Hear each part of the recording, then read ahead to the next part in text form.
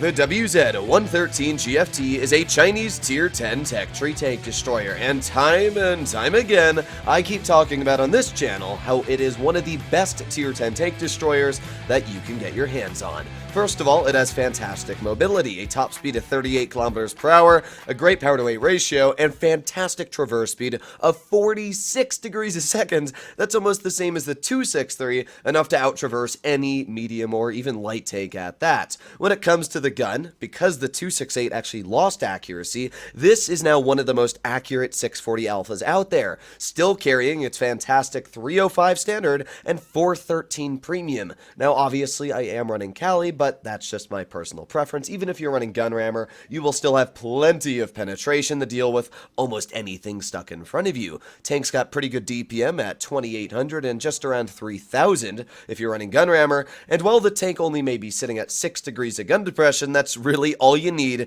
to make this tank's now even more buffed armor in update 9.1 insanely effective. So if we make our way over to Armor Inspector, this is what a Progetto sees with Cali and standard ammo. Nowhere is a penetration. This tank basically has no hatches, and I don't think I've actually ever been hatched on the vehicle. So when it comes to the armor on this tank, if you use just the 6 degrees of gun depression it has, all of your weak spots are gone. And even a Progetto using heat has literally no chance.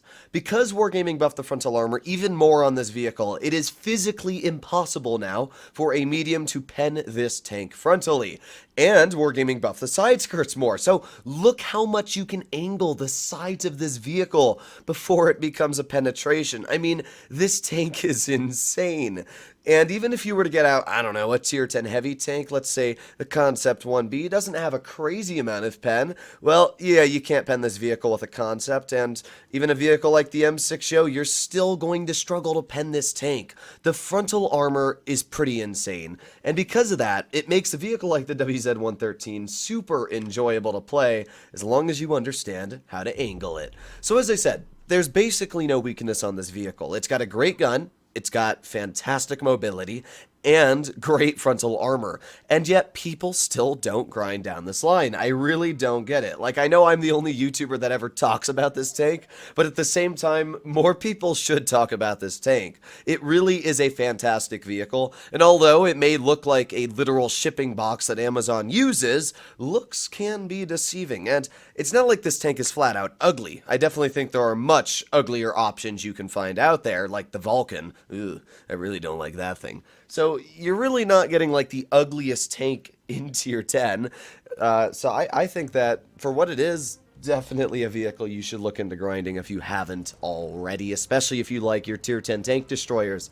I always think of this thing as a merge between a T110E3 and an Object 268. It's got the frontal armor that an E3 would actually be pretty decent at using, and then it's also got the gun, the maneuverability of a vehicle like the Object 268. I mean, even uphill you can see we're easily going over 30 kilometers per hour, which is pretty nice, and we're just going to be making our way into a bush and sit there. That's really all I do. Yesterday in my 268 video I talked about how I sit in this bush, and we're going to sit in this bush again. So yeah, let's see what their team has. I got a 4202, which turret armor may be buffed. Yeah, not up against my tank destroyer. Oh, there's a bat chat. Let's just drive up a little bit and get a nice tap. I was going to fire an HE, but we don't really need to chance it. We can just fire a standard shell and connect it right into his vehicle, taking off already a third of his hit point pool. We got the 4202 and the bat chat off to the side over here, and we also got the Yo, the Yag, and the IS-7 off to the other side of the map. Okay, then. Well, I'm gonna be pushing my tank over here, and there goes the bat chat already. That guy got nuked. Let's aim it on the 4202. There you go. Nice shot for 680, and now we're back in the cover once again. 2 shots fired. Now that is the Yo, I'm pretty sure, shooting at us. Yep. Yeah, I didn't want to get shot by the Yo, but I also don't want to be shot by the 183 over here, so I'd much rather bleed 300 hit points than losing all of my health in a singular shot. We got the Jagdpanzer off to the side over there, and here's the 183, and as we clearly just saw a shell fly through the bush, this guy has fired his gun. So there's a very easy 736. That's a nice roll there. And yeah, it looks like that 183 is about to be jumped on, which is not going to help his situation at all. So let's see, we got the 4202, fire, boom, there goes the 4202, dead. Alright, well now we can continue making our way through the front line, didn't lose any health jumping off that. IS-7 is pushing behind the grill, which isn't going to help him too much. And apart from that, we got the Jagdpanzer and the M6. Yo, I mean, this game already looks like it's quite an easy win. And I'm just going to start driving up behind this Jagdpanzer. Hopefully, we're going to be able to get a nice old Taparoonie in here. So here we go, here we go. Driving up the hill, Jagdpanzer time. Boop, there you go, nice 603 tap, and with that we've just broken the 3,000 damage barrier. So while we weren't able to use the armor all too much in this game, we've definitely been able to use really everything else you have at your disposal, showcasing just where this tank is so darn maneuverable. I mean, the mobility on this tank is amazing, and it lets you get in the position really, really fast.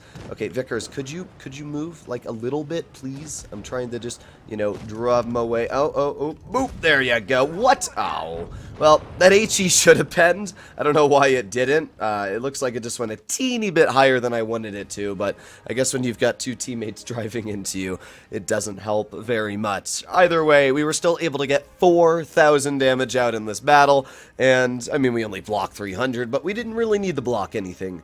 This game was a fantastic showcase of the vehicle's mobility. Not were we only able to absolutely out-traverse everything we needed to turn our tank on a dime, but as well, we very quickly got into the battlefield, even though we were on the other side of the map.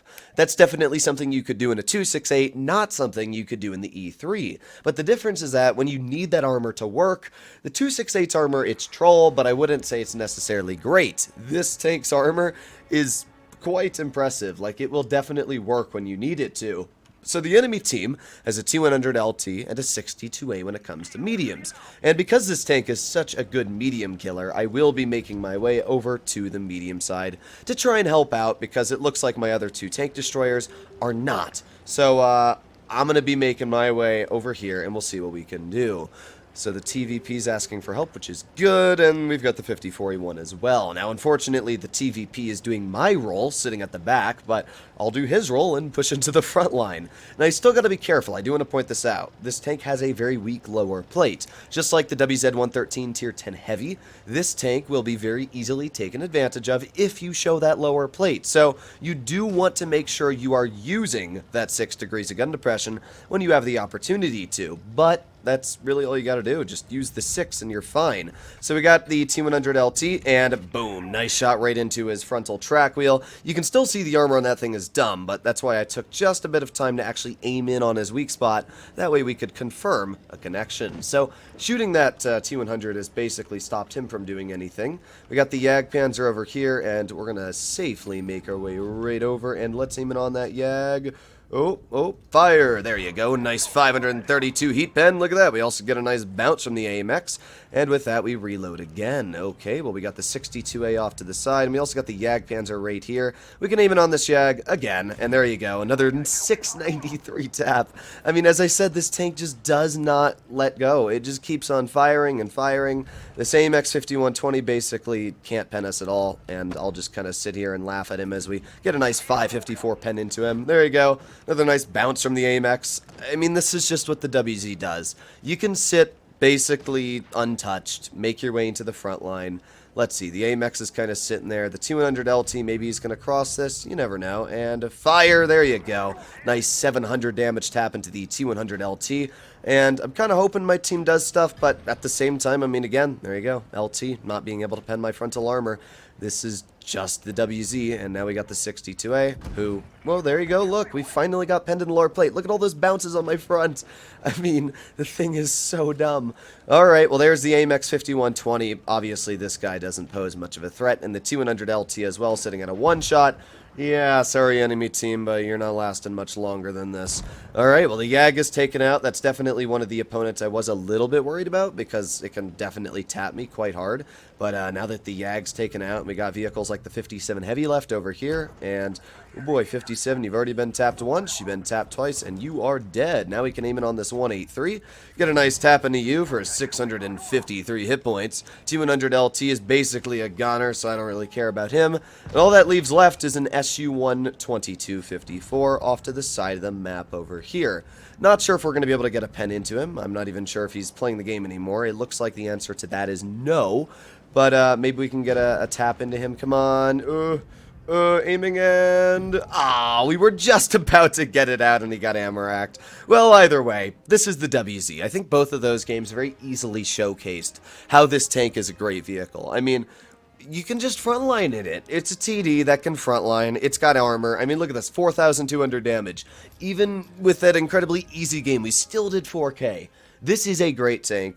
Anybody that tells you out there that it's not is wrong, and I would suggest to grind it, even more than the 268, even more than a lot of TDs, especially the E3. This thing is fun, it's fast, it's mobile, it's got everything you'd want for a TD, all packaged into a small, very well-armored bundle. Hopefully, you enjoyed today's video, and let me know what you think about the WZ-113 GFT in the comments down below. But anybody calling it bad, this just sounds like a skib, bless you. Either way, hopefully you enjoyed the video. I'll see you in the next one. Bye-bye.